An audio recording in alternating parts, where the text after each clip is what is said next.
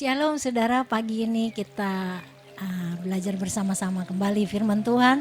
Di dalam Galatia 5 ayat 25 dikatakan, jikalau kita hidup oleh roh, baiklah hidup kita juga dipimpin oleh roh.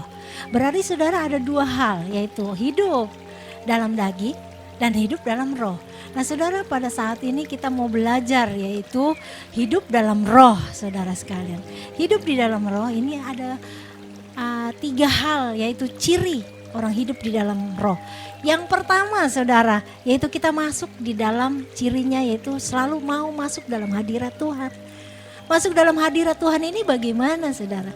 Masuk dalam hadirat Tuhan adalah ada waktu pribadi, hubungan pribadi dengan Tuhan. Suatu kesukaan, menjadikan suatu gaya hidup buat hari-hari kita.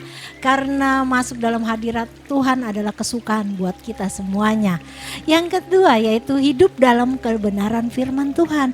Inilah ciri orang yang hidup dalam, dipimpin dalam roh. Saudara, hidup dalam kebenaran firman Tuhan. Kita sering kali baca firman Tuhan, tetapi yang Tuhan mau yaitu menghidupi kebenaran firman Tuhan itu.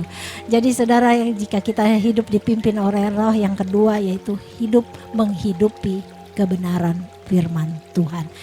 Yang ketiga yaitu kita peka akan suara Tuhan.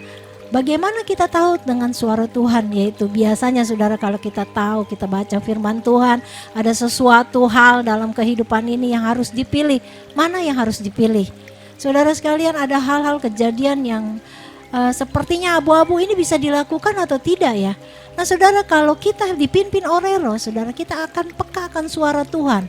Yaitu peka akan suara Tuhan melalui Roh Kudus. Saudara sekalian, melalui Roh Kuduslah saudara hidup kita dipimpin oleh roh. Karena itu saudara, pagi hari ini kita belajar hanya 3 hal, yaitu jikalau kita hidup oleh roh, baiklah hidup kita juga dipimpin oleh roh. Yaitu 1, kita masuk dalam hadirat Tuhan. Yang kedua, hidup dalam kebenaran firman Tuhan. Yang ketiga yaitu kita peka akan suara Tuhan melalui Roh Kudus. Kiranya pagi ini firman Tuhan memberkati saudara sekalian. Tuhan Yesus memberkati. Haleluya. Amin.